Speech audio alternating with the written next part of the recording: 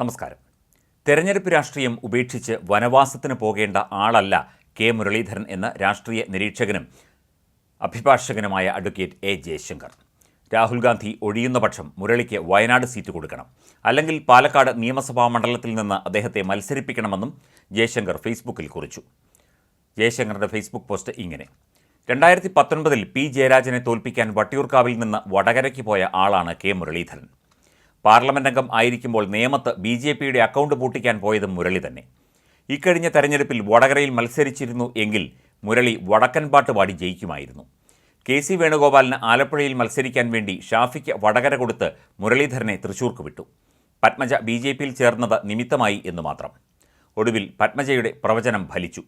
മുൻപ് കരുണാകരനെയും മുരളിയെയും പത്മജയെയും കഴിവ് തെളിയിച്ച തൃശൂരെ കോൺഗ്രസുകാർ പഴയ പരിപാടി ആവർത്തിച്ചു. മുരളി 3ാം സ്ഥാനത്തായി. തെരഞ്ഞെടുപ്പ് രാഷ്ട്രീയം ഉപേക്ഷിച്ച് വനവാസത്തിന് പോകേണ്ട ആളല്ല കെ മുരളീധരൻ. രാഹുൽ ഗാന്ധി ഒഴിയുന്ന പക്ഷം മുരളിക്ക് വയനാട് സീറ്റ് കൊടുക്കണം, അല്ലെങ്കിൽ പാലക്കാട് നിയമസഭാ മണ്ഡലത്തിൽ മത്സരിപ്പിക്കണം.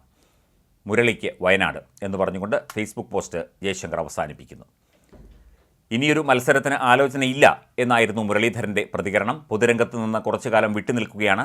കോൺഗ്രസിൻ്റെ ഒരു കമ്മിറ്റികളിലും പങ്കെടുക്കാൻ പോകില്ല. സാധാരണ പ്രവർത്തകനായി തുടരും. സംഘടനാ പ്രവർത്തനങ്ങളിലേക്കില്ല എന്നൊക്കെ പരാജയത്തെ തുടർന്ന് കെ മുരളീധരൻ പ്രതികരിച്ചിരുന്നു. തന്നെ കുരുതി കൊടുക്കുകയായിരുന്നോ എന്നത് ജനം ഭാവിയിൽ തീരുമാനിക്കും. അടുത്ത തവണ മത്സരിക്കാൻ ചെറുപ്പക്കാർ വരട്ടെ. കോൺഗ്രസ് സംവിധാനം മൊത്തത്തിൽ പ്രയാസത്തിലാണ്. അത് മാറ്റിയെടുക്കണമെന്നേ പറയുന്നുള്ളൂ. അതിനാൽ തോറ്റുവെന്ന് പറഞ്ഞാൽ ശരിയാവില്ല. LDF ജയിച്ചിരുന്നെങ്കിൽ ദുഃഖമുണ്ടാകില്ലായിരുന്നുവെന്നും മുരളി പ്രതികരിക്കുകയുണ്ടായി.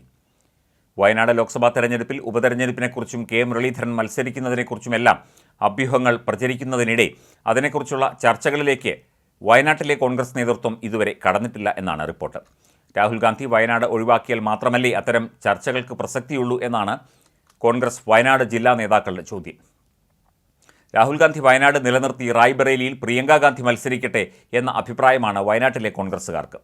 കെ മുരളീധരൻ മത്സരിക്കുന്നതിനെക്കുറിച്ച് ജില്ലാ നേതൃത്വത്തിൽ സ്വകാര്യ ചർച്ച പോലും നടന്നിട്ടില്ല എന്ന് ജില്ലയിലെ മുതിർന്ന ഒരു കോൺഗ്രസ് നേതാവ് പ്രതികരിക്കുന്നു. വയനാട്ടിൽ ഉപതെരഞ്ഞെടുപ്പ് വന്നാൽ മുരളീധരൻ മത്സരിക്കാൻ യാതൊരു സാധ്യതയുമില്ലെന്നും അദ്ദേഹം വ്യക്തമാക്കി.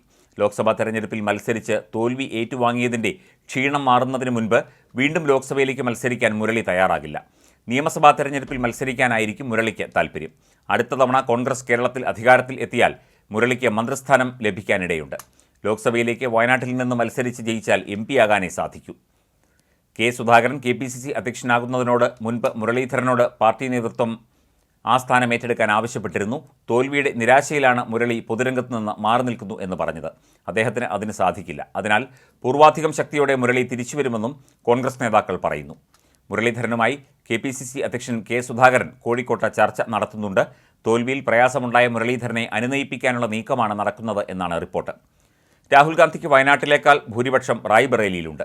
ഹിന്ദി ഹൃദയഭൂമിയിൽ BJPക്കെതിരെ പോരാട്ടം ശക്തമാക്കണമെങ്കിൽ രാഹുൽ ഉത്തർപ്രദേശിൽ തന്നെ തുടരണം എന്നാണ് കോൺഗ്രസ് ദേശീയ നേതൃത്വത്തിൻ്റെയും സഖ്യകക്ഷികളുടെയും താൽപ്പര്യം.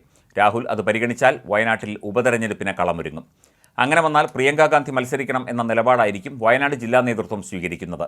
ആര് മത്സരിച്ചാലും മണ്ഡലത്തിൽ UDFന് ജയം ഉറപ്പാണെന്ന് UDF പ്രവർത്തകർ പറയുന്നുണ്ടെങ്കിലും അടിയൊഴുക്കുകൾക്ക് സാധ്യതയുള്ള മണ്ഡലമാണ് വയനാട് എന്ന റിപ്പോർട്ടുമുണ്ട്.